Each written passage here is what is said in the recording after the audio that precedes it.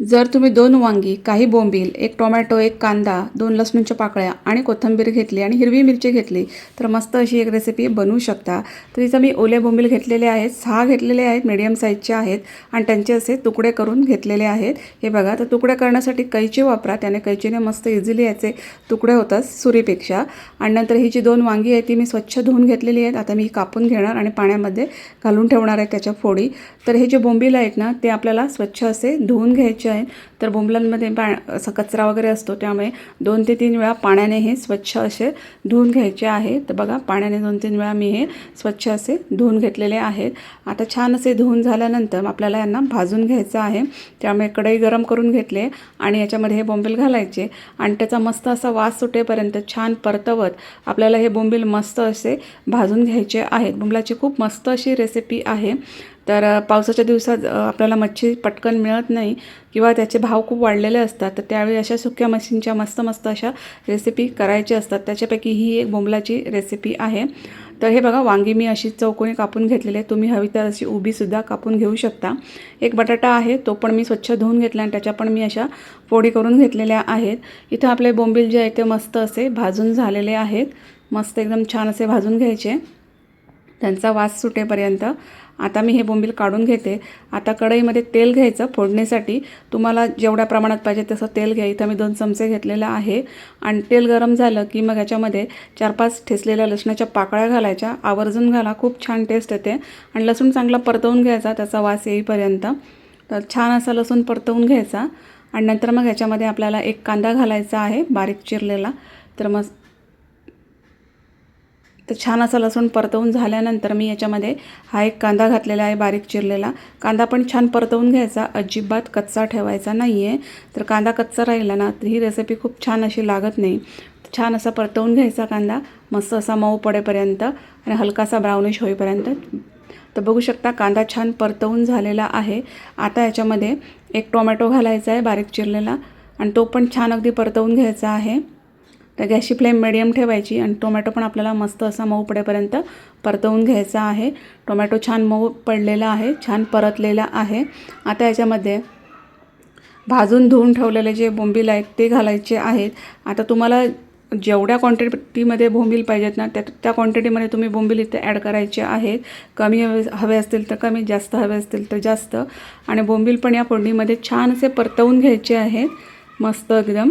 1 मिनिटासाठी बोंबील पण मी मस्त असे हे परतवून घेतले, म्हणजे ना ती रेसिपी जी आहे ना ती खूप छान होते बोंबील असे छान असे परतवून घेतल्यामुळे।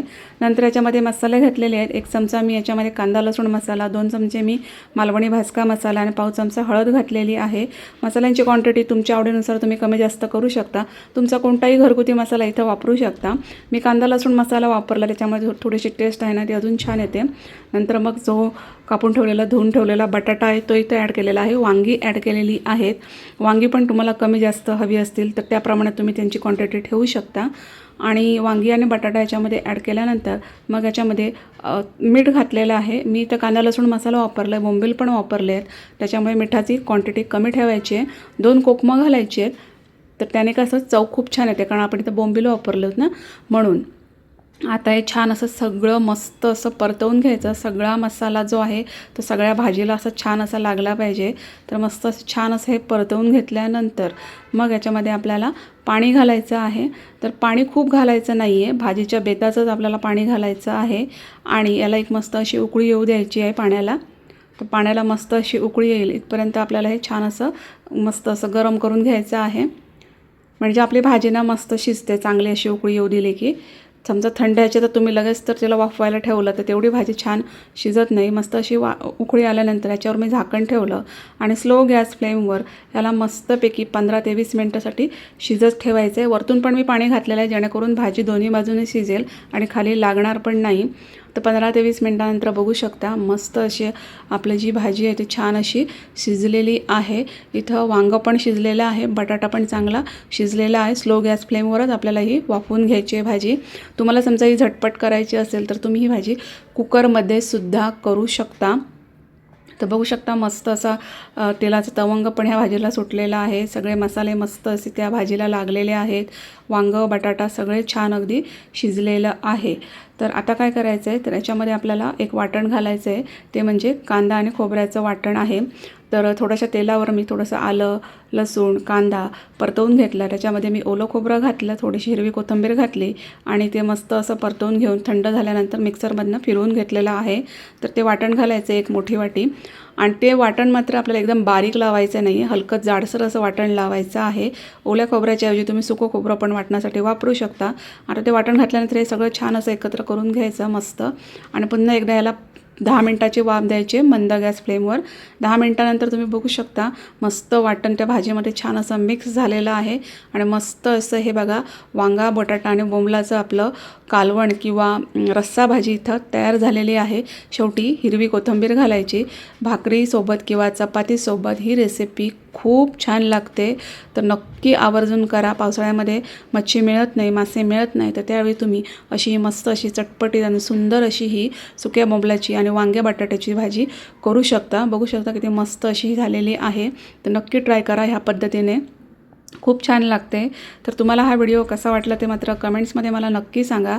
जर हा व्हिडिओ आवडला असेल तर त्याला लाईक करा, शेअर करा, माझ्या चॅनलला नक्की सबस्क्राईब करा. तर मस्त अशी बघा खूप जास्त पातळ पण नाही, खूप जास्त घट्ट पण नाही, अशी मस्त अशी ही आपली बोंबील आणि वांग्याची रस्सा भाजी तयार झालेली आहे. परफेक्ट, एकदम चवदार, खूप छान लागते. नक्की करून बघा. तर ही जी भाजी आहे ती मी भाकरीबरोबर वाढलेली होती. तर मी नाचण्याची भाकरी केलेली आणि सोबत ही भाजी केलेली होती. आमचा हा रात्रीचा जेवणाचा बेत होता.